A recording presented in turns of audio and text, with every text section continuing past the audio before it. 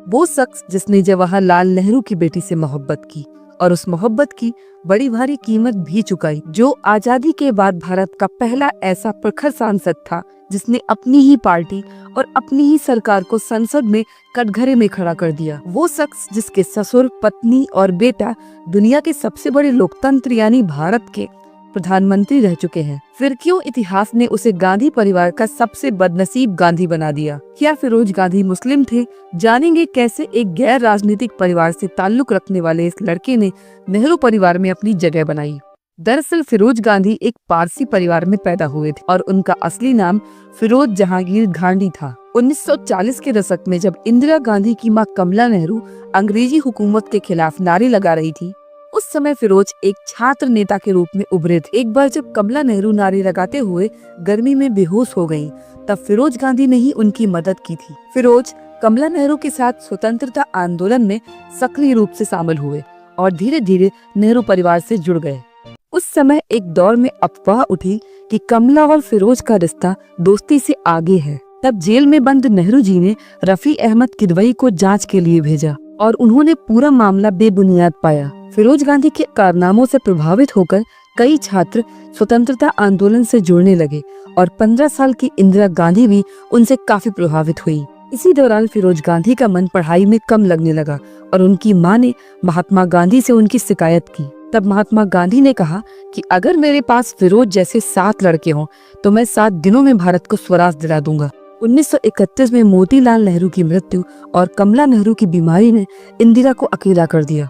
ऐसे कठिन समय में फिरोज का हमेशा साथ खड़े होना इंदिरा के बेहद करीब आने का कारण बना। दोस्ती कब प्यार बनी किसी को पता नहीं चला।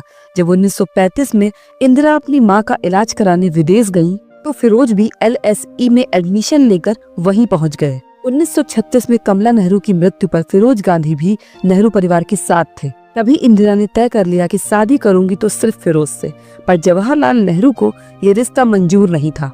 एक कश्मीरी पंडित लड़की और एक पारसी लड़का। दरअसल फिरोज का सरनेम गांधी था। कुछ लोग इसे स्पेलिंग चेंज मानते हैं और कुछ कहते हैं कि महात्मा गांधी ने उन्हें अपना सरनेम दिया था। जो भी हो, शादी से पहले फिरोज ने अपने नाम के आगे गांधी से गांधी लिखना शुरू कर दिया और 1942 में भारत छोड़ो आंदोलन के बीच इंदिरा और फिरोज की शादी हुई। शादी पारसी रिवाजों से नहीं बल्कि हिंदू रीति रिवाजों से हुई। शादी में महात्मा गांधी ने अपना आशीर्वाद भी दिया, पर 1 साल के भीतर दोनों में मतभेद भी शुरू हो गए और इंदिरा ने अपने पिता के साथ रहना शुरू कर दिया और फिरोज का नाम तभी कई महिलाओं के साथ जोड़े जाने लगा और इन अफवाहों ने रिश्ते को और खोखला बना दिया। 1959 में फिरोज ने फैसला लिया कि वो प्रधानमंत्री आवास नहीं जाएंगे और कभी नहीं गए। राजनीतिक करियर की बात करें तो उन्होंने संसद में मुरंडा कांड का खुलासा किया, वित्त मंत्री TT कृष्णाचारी का इस्तीफा करवाया और अपने ही ससुर नेहरू की सरकार को कटघरे में खड़ा कर दिया। तब से उन्हें अनऑफिशियल विपक्ष कहा जाने लगा था।